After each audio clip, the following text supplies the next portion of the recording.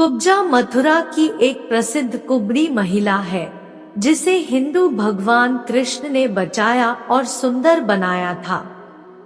भागवत पुराण में बताया गया है कि अपने मित्र सुदामा से मिलने के बाद कृष्ण और उनके बड़े भाई बलराम मथुरा की सड़कों से गुजरे और राजा कंस की एक युवा कुबड़ी दासी कुब्जा से उनका सामना हुआ। उसका चेहरा सुंदर था और वह मलहम की एक प्लेट लेकर आई थी। कृष्ण उसकी सुंदरता की प्रशंसा करते हैं और वरदान के बदले में मरहम मांगते हैं। वह अपना परिचय त्रिवक्रा के रूप में देती है जो 3 स्थानों से मुड़ी हुई है। कृष्ण के आकर्षण से मंत्रमुग्ध होकर वह उन्हें वह मरहम देती है जो वह राजा के पास ले जा रही थी।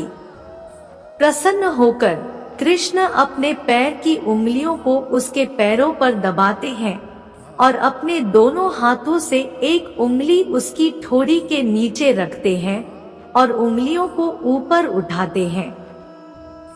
इससे उसका शरीर सीधा हो गया।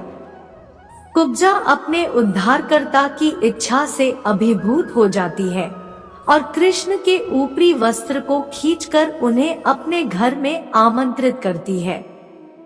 हालांकि कृष्ण ने विनम्रता पूर्वक मना कर दिया और अपनी यात्रा के उद्देश्य को पूरा करने के बाद उनके पास लौटने का वादा किया। सूरदास की कविता में इस प्रकरण का उल्लेख एक संक्षिप्त संदर्भ में किया गया है। हालांकि उस पाठ में ध्यान भगवान की बचाने वाली कृपा पर है जो भक्तों में भेदभाव नहीं करता है और निम्न वर्ग की नौकरानी की भी मदद करता है। कंस का वध करने के बाद कृष्ण वादे के अनुसार उद्धव के साथ कुब्जा से मिलने गए।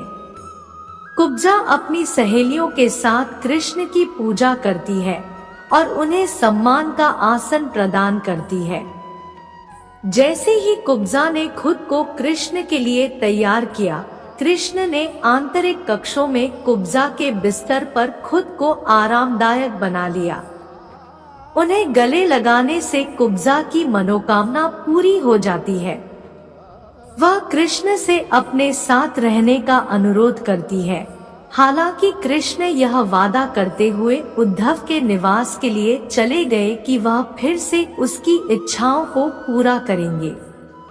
सूरदास कुब्जा और कृष्ण की दूसरी मुलाकात के बारे में अधिक विस्तार से बताते हैं।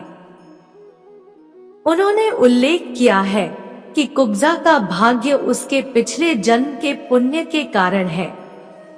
कंस को मारने के बाद कृष्ण कुब्जा की इच्छा पूरी करने के लिए उसके घर जाते हैं।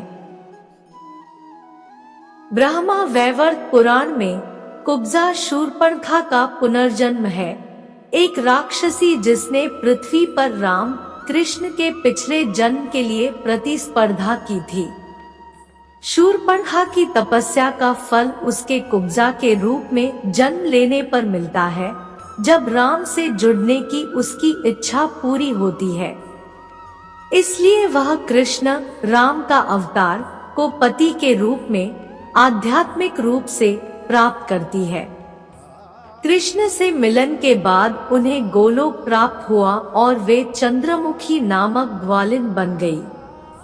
विष्णु पुराण जैसी शास्त्रीय कृतियों में कृष्ण की कुब्जा के घर की यात्रा का उल्लेख नहीं है।